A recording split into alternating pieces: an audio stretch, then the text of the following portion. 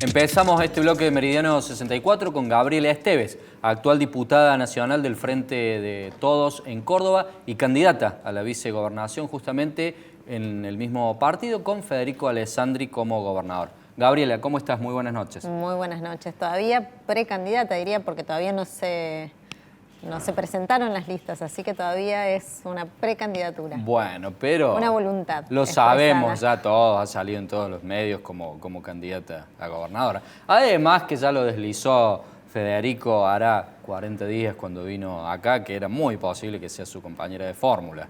Contanos cuáles son las propuestas. Vamos a empezar por ahí, después lo vamos al terreno de lo nacional. Bueno, algo que sobre lo que estamos trabajando muchísimo tiene que ver con el agregado de valor por parte de todo lo que se produce desde nuestro sector agropecuario en la provincia. Una de las cosas que vimos con el recorrido permanente que hacemos en la provincia es que tenemos una enorme producción que genera muchísima riqueza, pero que genera muy poquitos puestos de trabajo, porque la producción agropecuaria genera poquitos puestos de trabajo y que esa riqueza se va directamente desde el campo al puerto, sin un agregado de valor, sin una distribución de la riqueza en torno a la generación de trabajo de calidad vinculado a un proceso de industrialización. Nosotros creemos que hay que trabajar muy fuerte en eso, que hay que potenciar parques industriales en las zonas productivas para poder generar agregado de valor, que sí se siga exportando, pero que se exporte con generación de trabajo, con un proceso de manufactura que nos permita, en principio, generar arraigo para que nuestros jóvenes se queden a vivir en sus pueblos y no tengan la necesidad de trasladarse a las grandes ciudades en búsqueda de trabajo, para que no suceda lo que sucede, por ejemplo, en Córdoba capital, donde hay una gran concentración demográfica que genera condiciones como las que sabemos que tenemos en Córdoba capital, que es la mayor concentración demográfica, mayor concentración de pobreza también y un montón de situaciones sociales muy críticas. Nosotros creemos que eso tiene que ver con el modelo profundamente inequitativo que tiene nuestra provincia, que es generado en parte por esto que te decía recién, que es la falta de generación de trabajo genuino en el interior profundo, que se podría generar perfectamente en torno a agregarle valor a todo lo que se produce en nuestra provincia. ¿Pensás que obedece a un fenómeno provincial o a un fenómeno nacional? Esto de la inequidad que estamos hablando y la situación catastrófica que estabas describiendo con prácticamente la mitad de las personas pobres. Mira, puntualmente en la provincia de Córdoba, que son los datos que yo analizo con mucha minuciosidad, se ha dado en los últimos 10 años un proceso de reprimarización de la economía muy profundo. Te diría que ha caído 10 puntos la industria y ha subido 10 puntos lo que tiene que ver con la producción agropecuaria.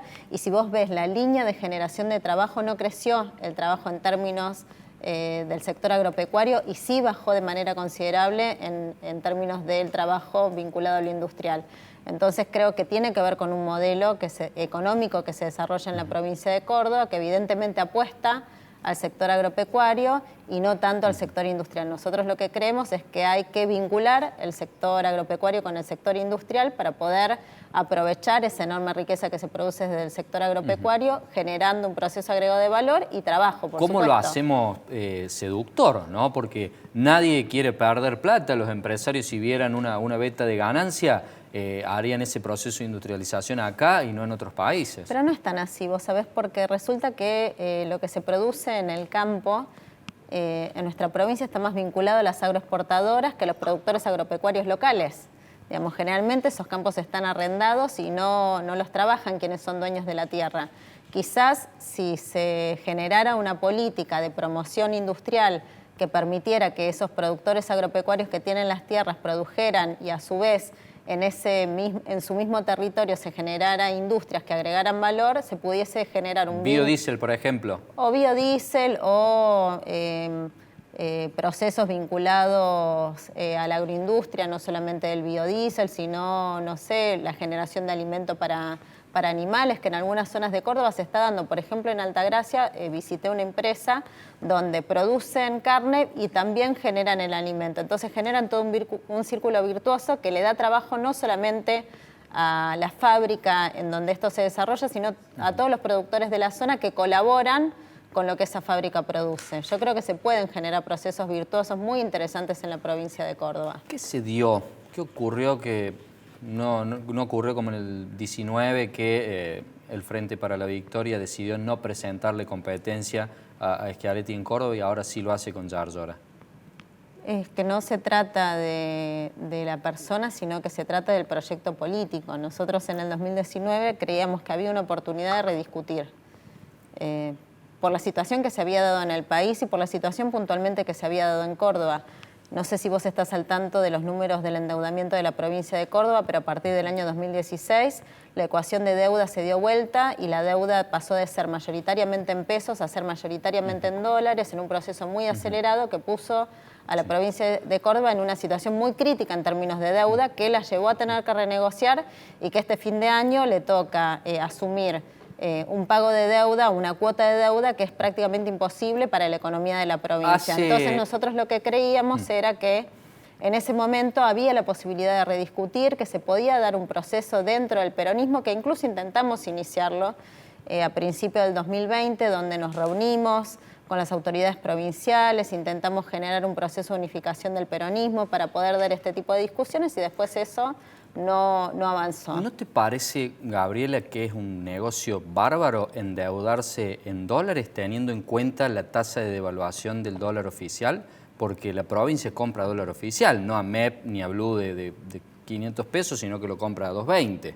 Yo de ninguna manera creo que es un negocio enorme. ¿En qué produce en dólares la provincia? Porque una cosa son las exportaciones que tienen que ver con algo que abona a la Caja Nacional y otra cosa es lo que se produce, lo que se puede recaudar en dólares en la provincia de Córdoba. Yo en ningún caso creo que sea un negocio, todo lo contrario. Creo que lo que le serviría a la provincia de Córdoba es, en el caso de que necesite tomar deuda para llevar adelante obra pública, endeudarse en pesos como venía haciendo, tener una deuda pagable, tener obligaciones de deuda que les permitan asumirla sin ningún tipo de contratiempo y que eso no se termine derivando en un proceso de ajuste. Por ejemplo, si vos estudias el presupuesto vas a ver que hay un proceso de ajuste muy acelerado en términos de salud y educación, que son dos de los grandes problemas que estamos teniendo en este momento en la provincia de Córdoba. Pero yo me quiero referir a la parte económica, fuera de lo político. Alberto recibió el dólar lo político y lo económico deben ir de la mano. Por supuesto, pero Alberto recibió el dólar a 69,50. Está a 2.10. Hacemos un número redondo, lo triplicó. Y los precios de la economía se multiplicaron por 5. O sea, hay como un porcentaje bastante interesante que es conveniente endeudarse en dólares. ¿Vos crees que para la provincia que no produce dólares, digo, porque para un país que no produce dólares, que su moneda no es el dólar, ¿es conveniente endeudarse en una moneda? A dólar oficial sí, obviamente que a dólar billete no. ¿Vos no creés que todo este problema tremendamente complejo que está teniendo la Argentina no tiene que ver con el increíble endeudamiento en dólares que asumió el gobierno anterior? ¿De verdad vos estás diciendo que es conveniente haber asumido una deuda de 45.000 millones de dólares con el Fondo Monetario Internacional? Me estoy ¿Vos refiriendo... realmente no crees que eso nos ha llevado a la situación crítica que estamos atravesando en este momento? En ese sentido no, yo me refería a la parte de la provincia de Córdoba. Pero es que todo tiene que ver con todo. ¿Cuál es la disociación que hay entre la deuda que asume la provincia de Córdoba y la deuda que asumió el país con el Fondo Monetario Internacional? Las condiciones de deuda son lo mismo. De hecho, te diría que los plazos y los intereses que paga la provincia de Córdoba todavía son bastante más complejos que los que se pagan a nivel nacional. Son bastante más críticos. Entonces, a ver, yo creo que bajo ningún concepto es conveniente endeudarse en dólares y mucho menos teniendo en cuenta que ese endeudamiento en dólares deriva directamente en un ajuste en los sectores más sensibles de los que se debe hacer cargo el Estado provincial, que tienen que ver con la salud y la educación, por ejemplo. Te pregunto a nivel nacional, ¿dónde pensás que hay que hacer el ajuste y cómo se sale de esta situación? Yo no creo que hay que hacer ajuste. Yo creo que hay ¿Cómo se honran las deudas? Bueno, el otro día Cristina dio una pauta bastante concreta de cómo se podría honrar esas deudas. Primero, son deudas absolutamente deshonrosas, para empezar, ¿no?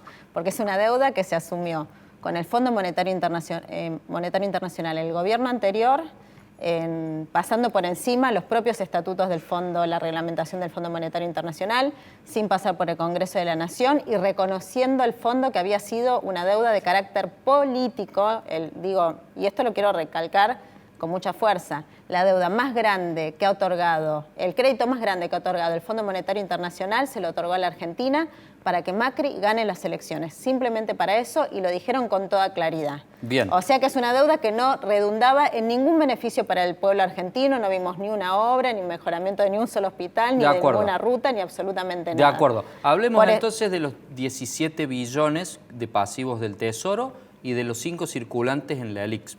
Todo en pesos. ¿Cómo se hace para pagar eso? Todo tiene que ver con todo, digo. A ver, primero el increíble nivel de endeudamiento que heredamos por parte del gobierno anterior, en dólares, una deuda absolutamente deshonrosa, que tenemos que buscar la manera de cómo hacer para pagarla, con un acuerdo con el fondo, en el cual nosotros marcamos nuestras disidencias, creíamos que no debía darse de esa manera porque las condiciones, si las condiciones en las que se había tomado el crédito eran condiciones que no eran regulares, creíamos que había un marco para poder negociar de una manera que fuese menos restrictiva para que nosotros pudiésemos trazar nuestra política económica soberana.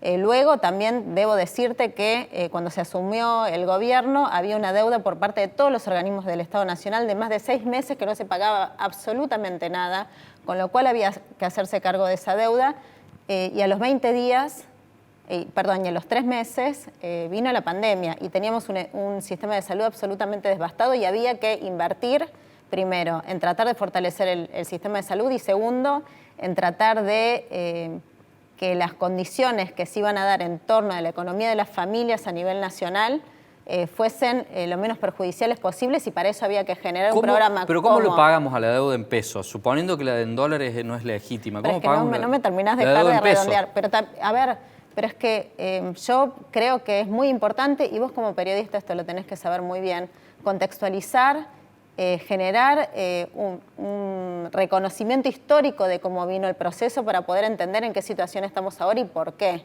Porque acá hay responsabilidades y son responsabilidades políticas y hay que marcarlas, porque hay que asumirlas y hay que saber que nosotros llegamos a la situación en la que estamos porque hubo muchísima irresponsabilidad por parte de un gobierno anterior que generó una deuda impagable y que encima devastó al Estado argentino. ¿Cómo vamos a pagar esa deuda que tenemos? Y vamos a pagar esa deuda si generamos políticas expansivas que permitan que nuestra industria crezca, que la gente pueda consumir, que los salarios estén acorde a las necesidades de poder vivir bien y poder progresar, y de esa manera generamos un círculo virtuoso como ya lo hemos hecho. Digo, ¿Y por qué no se hizo hasta ahora el círculo virtuoso? Y porque se tomaron decisiones en otro sentido. Nosotros hemos expresado nuestras disidencias al respecto de eso. Nosotros venimos hace tiempo marcando con mucha claridad que los salarios tienen que ganarle la inflación, que los trabajadores deben ganar bien, porque a partir de las políticas de consumo es como la economía se expande y de esa manera se crece. Lo marcamos con mucha claridad y por eso también dijimos que no estábamos de acuerdo con el acuerdo que se había firmado, que se quería firmar con el fondo. De hecho, votamos en contra porque entendemos que era un acuerdo inflacionario y que además iba a condicionar las posibilidades de crecimiento de la Argentina y sobre todo lo iba a terminar pagando los sectores populares, que son los sectores que hacen que gire la rueda para que la economía crezca. Gabriela, te deseamos éxito en el proceso electoral y dejamos las puertas abiertas. Bueno, muchas naturalmente. Gracias. Bueno, y me falta preguntarle si 2 minutitos, 2 segundos, ¿van a presentar lista para la Municipalidad de Córdoba también? Estamos en discusión de la presentación de la lista para la Municipalidad, pero lo primero que debemos hacer es terminar de cerrar la lista provincial. Gracias, Gabriela. A vos.